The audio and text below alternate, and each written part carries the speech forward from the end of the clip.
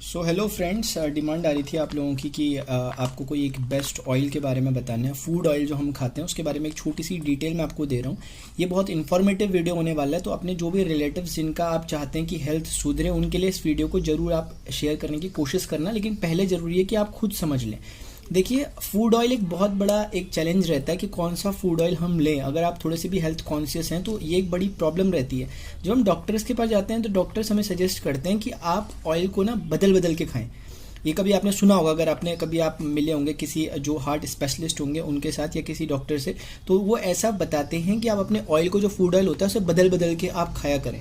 उसके पीछे कारण क्या है पहले मैं उसे बताता हूँ, फिर किस तरह के ऑयल से भी मार्केट में चल रहे हैं, कैसे आप पहचान करें ऑयल की। मैं ये नहीं बोलूँगा कि कोई ऑयल अच्छा है या बुरा है, आपको पहचान करना बताऊँगा ताकि आप अपने हिसाब से फिर अपना सजेस्ट कर लें कि कौन सा आपके लिए सही रहने वाला है। देखिए, जो भी फूड ऑयल्स होते हैं उन सभी में फैटी एसिड पाया जाता है। हर ऑयल में जो भी खाने वाला होता है, चाहे वो सोयाबीन का तेल हो या जैसे आप सोयाबीन ऑयल कहते हैं, या फिर वो सरसों का हो, मस्टर्ड ऑयल कहते हैं, सनफ्लावर हो जो कि सूरजमुखी का ऑयल होता है, या फिर अलग अलग तरीके के जो भी ऑयल्स होते हैं सनफ्लावर, वो सभी में फैटी एसिड पाया जाता है। अब इंपॉर्टेंट क्या है कि ये फैटी एसिड जो होते हैं, मैं मोटा मोटा आपको बता रहा हूँ, जितना इतना ज़्यादा टेक्निकली भी नहीं जाऊँगा, लेकिन उतना भी हम सीखेंगे जितना ज़रूरी है। क्या होता है कि तीन तरह के जो ये फैटी एसिड इसमें होते हैं। एक का नाम होता है सफ़ा, कहते हैं उसे शॉर्ट में, यानी कि SFA, सैचुरेटेड फैटी एसिड। एक होता है पॉली अनसैचुरेटेड फैटी एसिड, और एक होता है mono unsaturated fatty acids.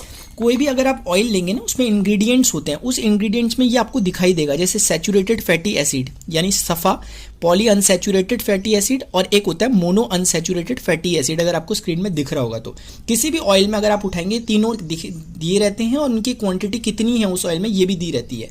World health organisation जो एक है, मतलब जो हेल्थ के मामलों को देखता है पूरे ग्लोबल लेवल पे, उसने कुछ पैरामीटर सेट किए हैं कि अब एक आम इंसान कैसे पता करे कि कौन सा तेल है। वो उतनी टेक्निकलिटी में नहीं जाना चाहता, तो उसके लिए उन्होंने डिसाइड किया कि आपके पास सफ़ा, पूफा, मुफा का रेशियो अगर इतना इतना इतना है, जो कि उन्होंने दिया है, आपको स्क्रीन में शो भी हो रहा होगा।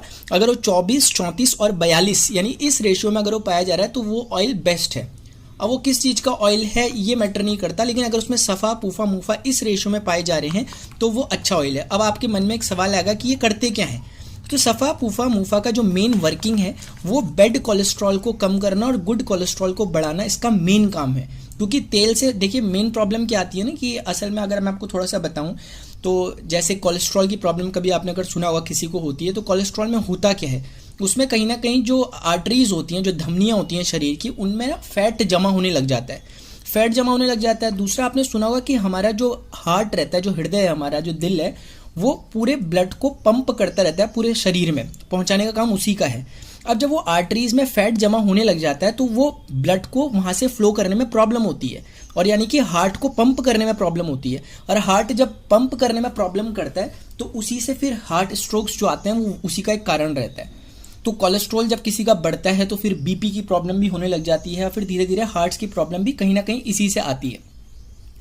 इसीलिए जो जिनके कोलेस्ट्रॉल की प्रॉब्लम है और जिनका कोलेस्ट्रॉल जो बैड कोलेस्ट्रॉल है वो बहुत ज़्यादा बढ़ जाता है, तो अल्टीमेटली जो डॉक्टर्स होते हैं उनकी तरह सजेस्ट किया जाता है कि अब आपको एक एलोपैथी की एक दवाई लेनी पड़ेगी। वो होती है स्टैटिन। स्टैटिन नाम की दवाई ली जाती है जब कभी भी ब्लड बहुत ज़्यादा गाढ़ा हो जाता है, तो उसे थिन करना पड़ता है, पतला करना पड़ता है खून को, क्योंकि अगर वो गाढ़ा हो जाएगा तो फिर वो मूवमेंट उसका काफ़ी ज़्यादा रुक जाता है, तो हार्ट स्ट्रोक्स की उससे संभावनाएं रहती हैं।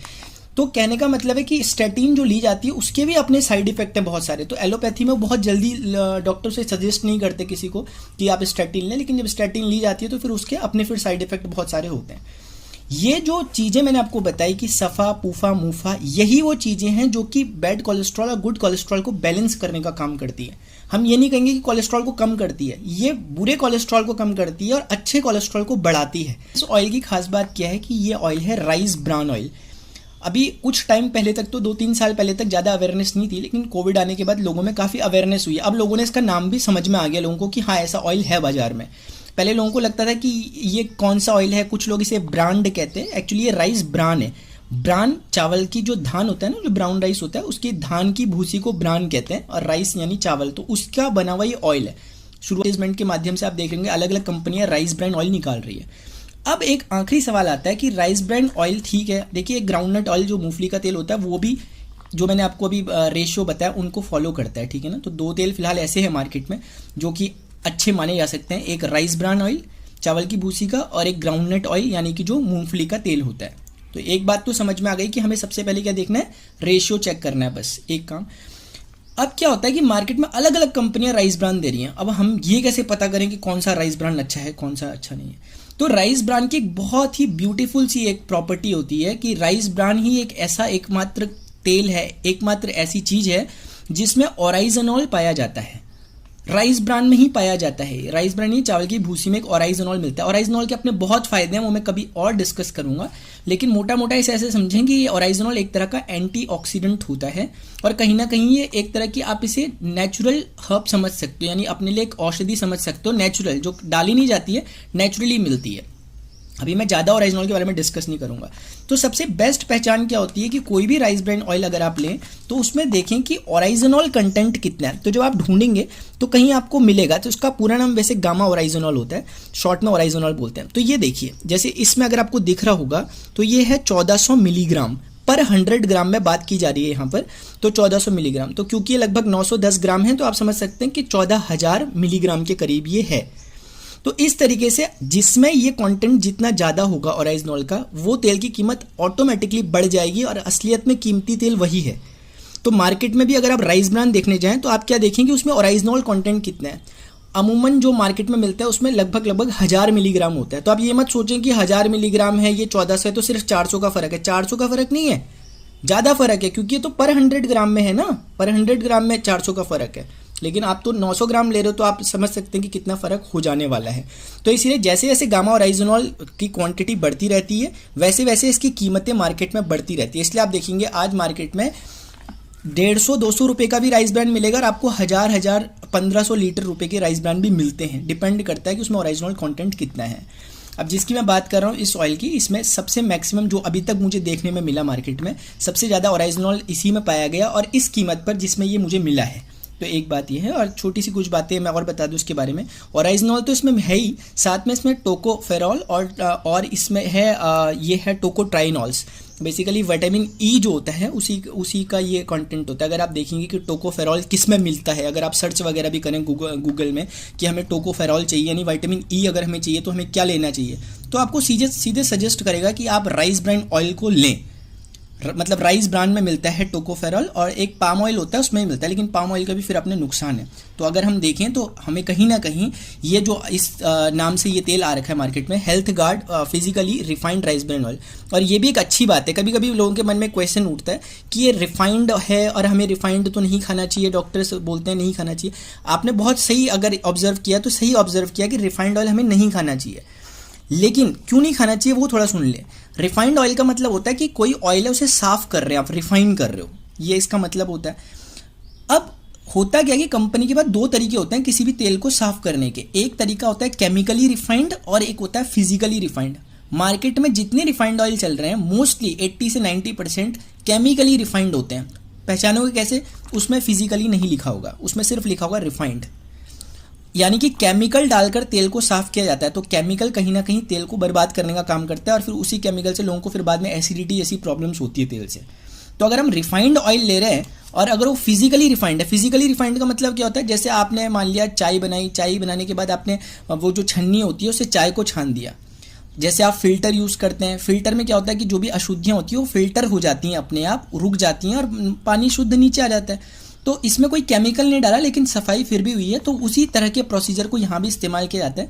बड़ी बड़ी मशीनें लगाई जाती हैं, उसके द्वारा अशुद्धियों को दूर किया जाता है जो तेल में रह जाती हैं, जो धान की भूसी वगैरह से बनी होंगी, और फिर तेल को अलग से रिफाइन कर लिया जाता है। और ये जो मैंने ऑयल लिया इसका MRP आप देखें 280 रुपीज़ है, 280 रुपीज़ है। और ये मुझे मिला एक RCM, right concept of marketing, इस तरह से नाम से एक RCM की शॉप्स होती हैं, और वो हर जगह नहीं होती, वो मतलब 2-2, 3-3 किलोमीटर के दायरे में होती है, और वो कॉमन शॉप नहीं होती, उसके लिए प्रॉपर एक नंबर वगैरह होता है। जिन्होंने भी आपको ये वीडियो वगैरह शेयर किया होगा उनसे आप इस बारे में ज़्यादा डिटेल पूछ सकते हैं, क्योंकि मैं आपको अगर असलियत बताऊँ, क्योंकि मैं चाहता हूं कि आपको प्रॉपर इन्फॉर्मेशन दे दूं। यहाँ पर कुछ लोग हो सकता है नाराज़ भी हो जाए, लेकिन मैं आपको प्रॉपरली बता देता हूं कि MRP भले इसका 280 रुपये है, लेकिन ये मुझे जब मैंने अपनी ID से लिया जो वो था 180 रुपीज़ का। ये कुछ इस तरीके से, अभी थोड़ा सा ये रफ हो गया है, यहाँ पर मुझे दिखा कि 180 रुपीज़ का इस तरीके से यहाँ पर इसका ये आता है। कुछ टैक्स वगैरह भी इसमें थोड़ा सा लग जाते हैं, उसके बाद ये प्राइस मिला मुझे। और उसके बाद भी तकरीबन 7 रुपये से लेकर लगभग 20 रुपये तक, मतलब मिनिमम 7 रुपये या मैक्सिमम 20 रुपये खाते में, अकाउंट में आपके फिर बाद में रिफंड हो जाते हैं महीने के अंत में। तो कुल मिलाकर 280 का भले ही इसका प्रिंट रेट था, लेकिन 180 का मुझे भी मिला।